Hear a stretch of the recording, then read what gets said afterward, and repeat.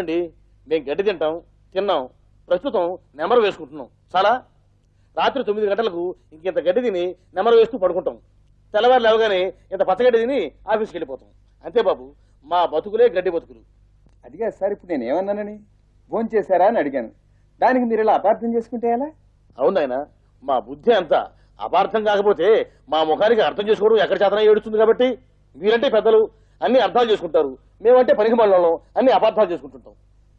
అదిగా సార్, నేనేదో మంచి మనసుతో మిమ్మల్ని పలకరిస్తే. నేను మాత్రం ఏమన్నాను సార్? మీదేమో మంచి మనసు, మాదేమో అనాకాణి మనసు.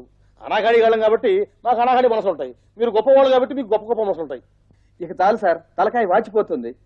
అవును సార్, మీకంటే తలకాయలు ఉన్నాయి, వాచిపోతాయి. మాకు తలకాయలు లేవుగా, ఇక వాచిపోయే పాయింట్ ఎక్కడుంది?